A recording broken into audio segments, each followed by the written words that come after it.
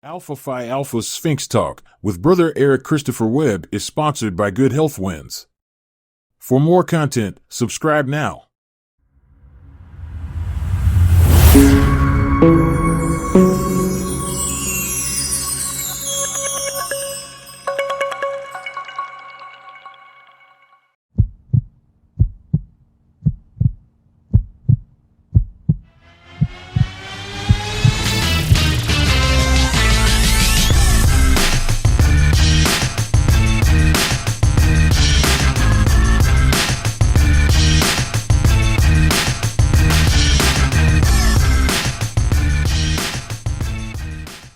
Welcome to Sphinx Talk. I'm your host, Brother Eric Christopher Webb, and today we have an incredible special guest today, and I've been trying to get this brother on this show. This brother is an award-winning actor, a humanitarian, a philanthropist, an entrepreneur. What can I say about this brother? So I will let him say it. Welcome, Brother Hill Harper. Great to be here. Great to be at this wonderful convention as well. It's great to have you, Brother Harper. We are live from the Southern Regional Alpha Phi Alpha Convention and right here in Charlotte, North Carolina. And so it is so great to have you here, Brother Harper.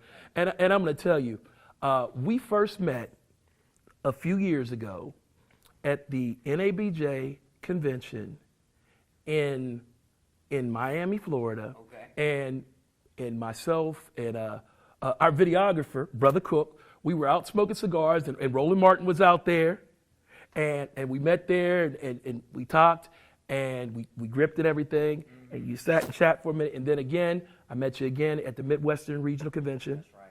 Again, and then again in D.C. at the Alpha PAC event during the CBC Congressional Black Caucus. Right. So it is fantastic and great to have you here. Now, what's great is that you are at all these places. You are such an important part of this fraternity, an important part of this institution, and that's phenomenal, right? We need more bras to be as present as you consistently as part of this. So that's awesome. Your commitment is impressive. Thank you, Brother Harper. And we keep on saying brother. So where did you pledge, Brother Harper? I was in Baltimore, Maryland, Kappa Phi Lambda, and I'll tell you, when we talk about it, I was talking to Brother, my son's LaMarcus Newman. He had played professional football, right? And just such a good brother. I'm about to see him down in Houston, and my other line brother, Professor Naeem Akbar. Wow. He just had some things in the news recently with some comments and some writing he had done. So I couldn't be more proud of them. And when I think back, it warms my heart. It's just a special piece, and what this brotherhood truly represents is something that it's special, and I brought a surprise. Really? Yeah, because my grandfather, and the reason why I'm an alpha, my grandfather went to Atlanta University, and this is his necktie from the 1930s. His alpha tie. And this is the original, you can see the original shield, is different than it is now. Right. And when I think about his legacy, and I think about all he means to me and what this fraternity represents, he was a life member, and I'm a life member. And we stand on the shoulders of so many great men. He went to Atlanta University, then he went to Meharry College of Medicine, and he became a pharmacist. He had a pharmacy in Seneca, South Carolina, not super far from where we are right now, a pharmacy that served the black community during Jim Crow segregation when we couldn't go to Rexall or Walgreens.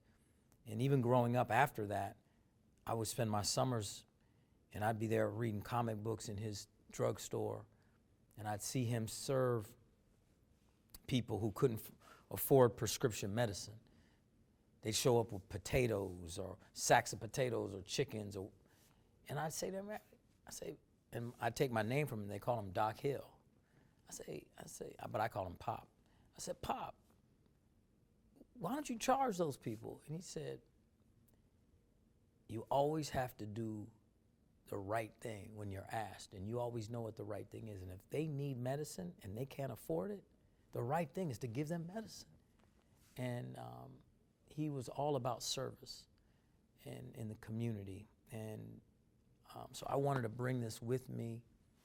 And, you know, in my talk that I'm going to do here, I'm going to show the bros this tie and talk about the journey I'm on today is only a piece of what the journey that he went on.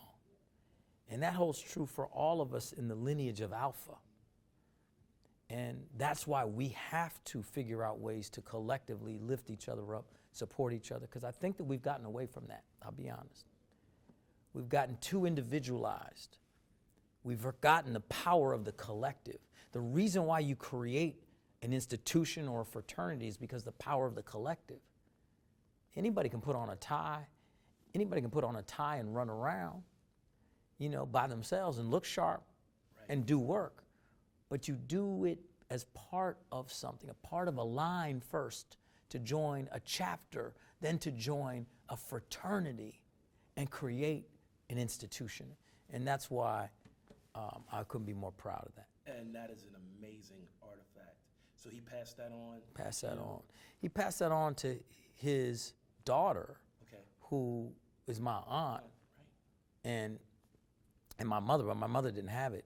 And so my aunt, who is now experiencing dementia, I'm sorry to hear that. her son is my cousin, knew that these meant something to me. He also passed on much earlier on his life member pin, and as well as his a directory that he kept and had.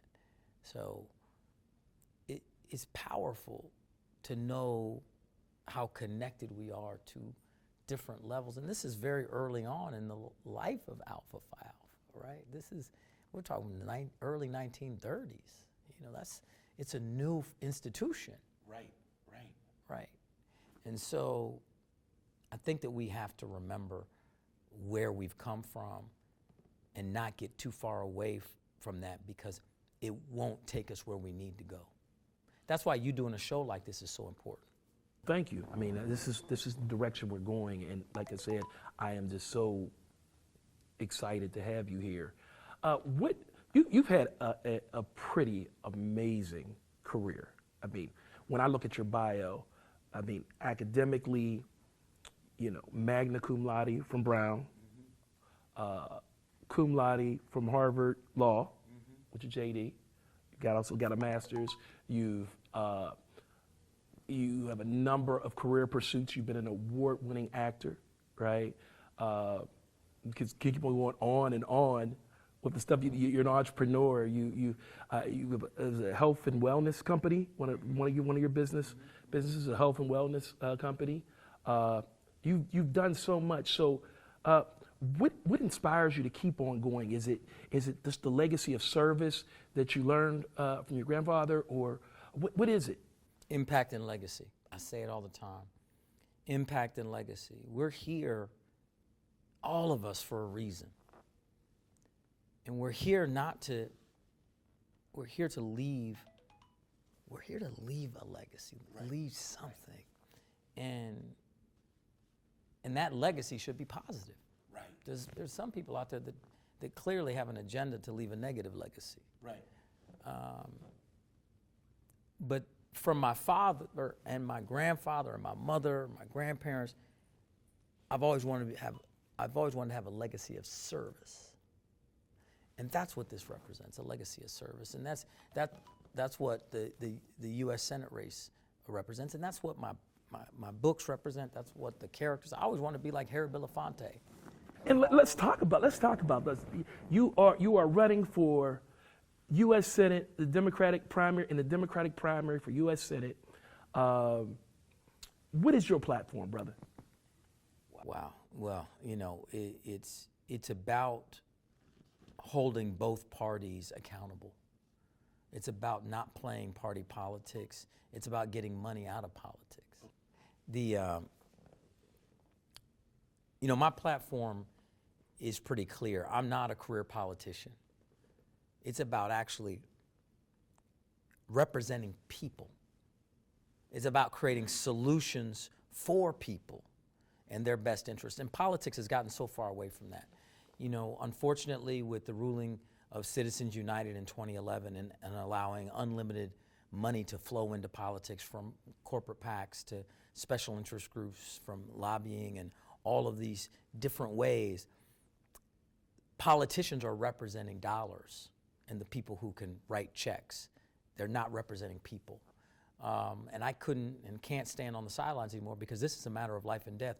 We're seeing people die in the streets because they don't have affordable housing. We're seeing kids being completely undereducated. And we know you undereducated child, that's a pipeline to prison. We're seeing that happen because there's very little political will to do the things that are necessary to support constituency groups and communities that don't have voice or agency in the political process, which just means people who can't write a check. So I'm there to represent those folks. I'm there to represent the people, solutions. And so what does that look like? It looks like getting the John Lewis Voting Rights and Advancement Act passed because you're seeing all this gerrymandering happen all over the country. We have to reinstate the Voting Rights Act of 1965. Right. It's about getting the PRO Act passed, which is literally supporting labor unions and the ability to collectively bargain and organize. We're seeing a lot of money go to these right-to-work states, and we're sitting in one right now as an example. But the point is that living wage, supporting labor, that's another piece. Healthcare, critical. Number one cause of personal bankruptcies in this country is catastrophic medical. 1/3 of all GoFundMes, healthcare related. GoFundMe is not a health plan, yet all of these big pharma and pharmaceutical companies, as well as healthcare, for-profit healthcare, which should be an oxymoron, they're making billions of dollars while people are literally going bankrupt just trying to take care. We pay the most for prescription medicines of any country, developed country in the world. And so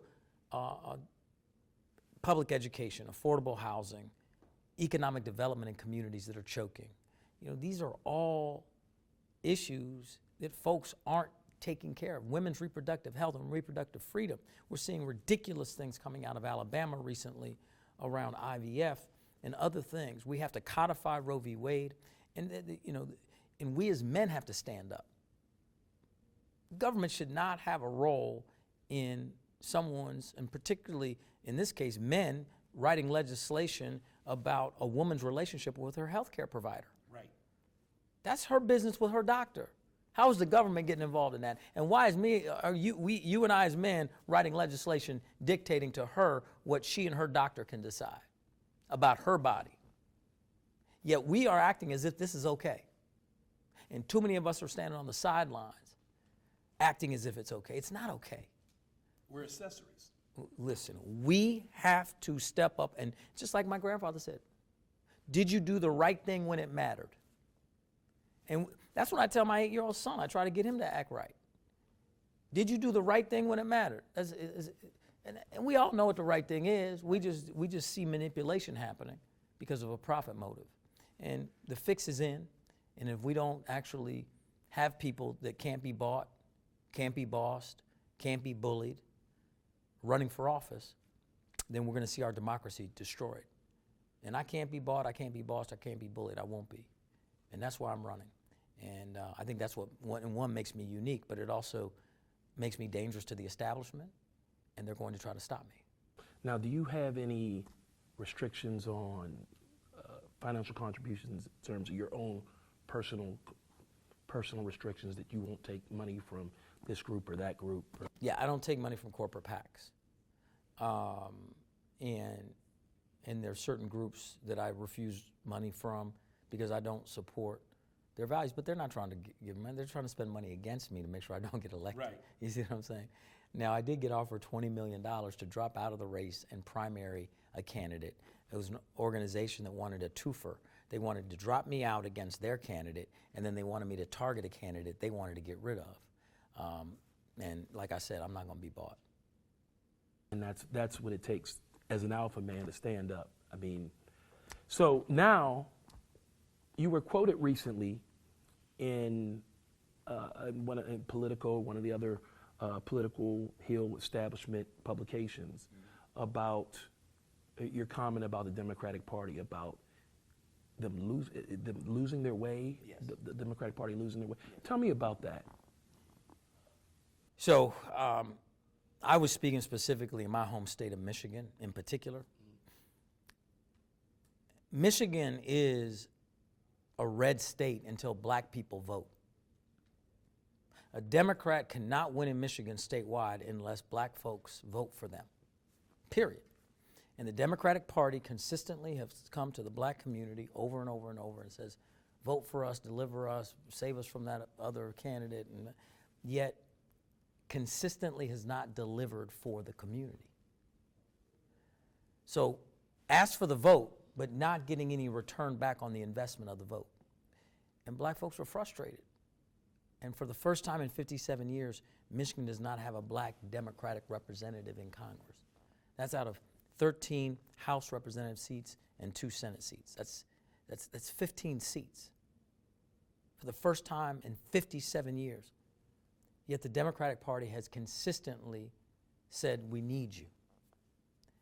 But they don't act like it, and they've lost their way. Now, and you've seen the exact same thing play out with this latest primary vote of uncommitted. Michigan has a very large Arab and Muslim population. And they've seen the Democratic Party come to them and say, we need your vote. The other side's Muslim ban. They're bad. We got your back. And then ever since October 7th, the folks have felt that they haven't had their back. So I've had a chance to meet with people all over the state from different parties, and I don't care if you have an R next to your name, an I or a D. I want to fight for you because you'd be my constituency group. That's it. And I want to hold these parties accountable. Both parties are culpable. Why? Because they're more interested in maintaining power than representing people in the people's best interest. And so that's why I'm excited about this opportunity, because it's a first open Senate seat in Michigan in a very long time. And I'm the first African-American Democrat to be on the ballot for a U.S. Senate seat, period, in decades. And so we have a chance to make history here, but I can't do it on my own. That's why I need any brother that's watching this, and anybody that's watching this, quite frankly, to support the campaign. I need them to go to hillharper.com, $2, $1, $10, $20, whatever that is, because you know why? Because right now, the irony is, I'm running for office to get money out of politics, but I need money to get into office. Right, to get the money out. right. You just received a pretty substantial endorsement from former Representative Brenda Lawrence. Brenda Lawrence, Congresswoman Brenda Lawrence.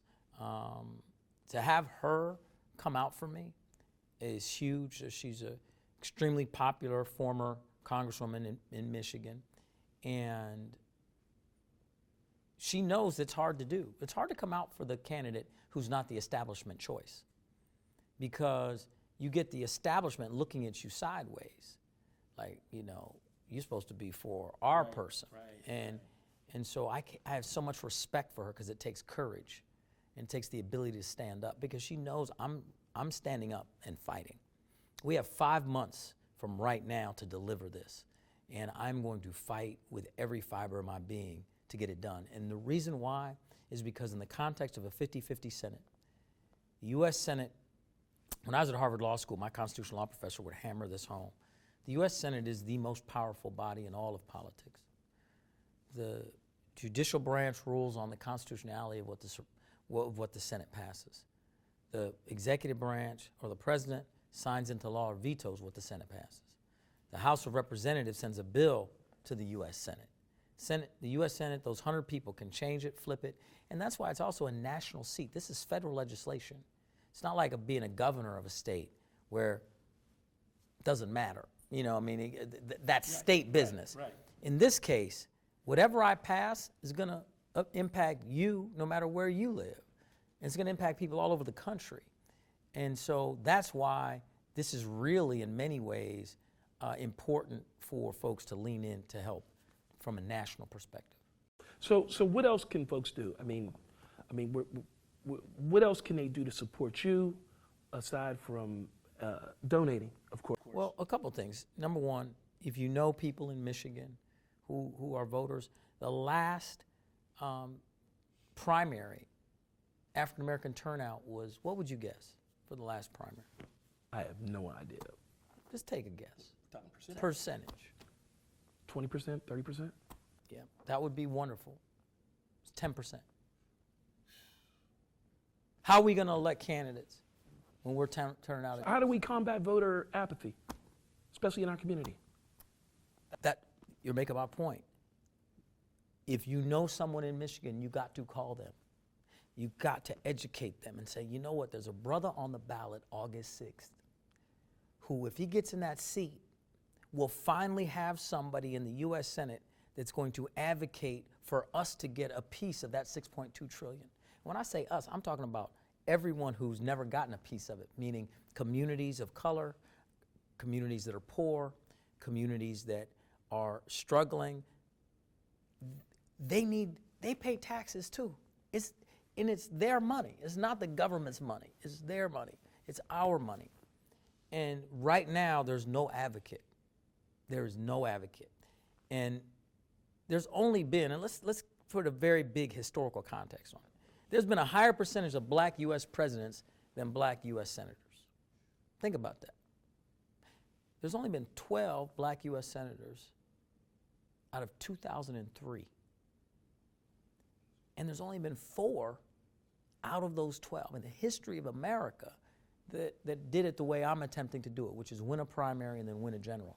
8 of the 12 were either first when they got in, were either appointed first or run through special election. So what we're trying to do is extremely rare. And so educating people about the importance of primaries. First of all, many of our people in our community don't understand that the primary is more important than the general. Because the primary is when you pick who's going to be on the general ballot. And so call people in Michigan, get it. But donating is the most important piece because that helps us get the message out.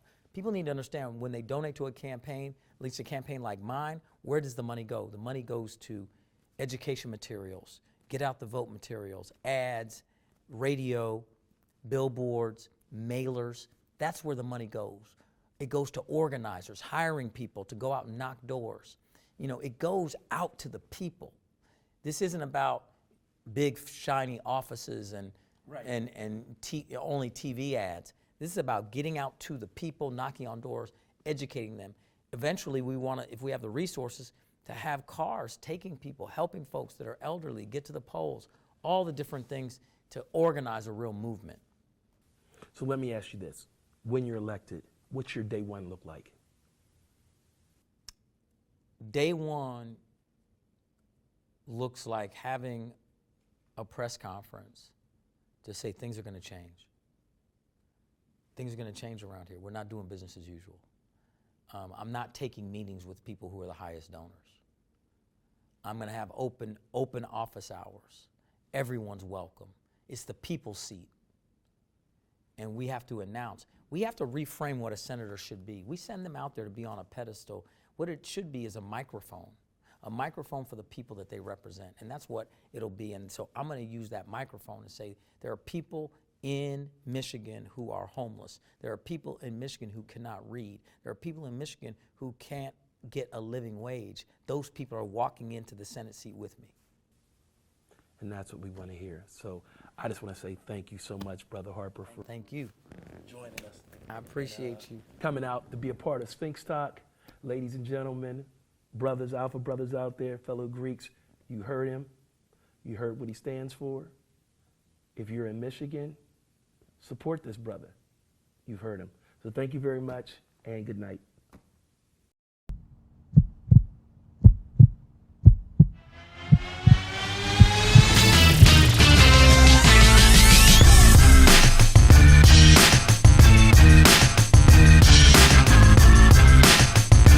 Sphinx Talk with Brother Eric Christopher Webb is sponsored by Good Health Wins. For more content, subscribe now.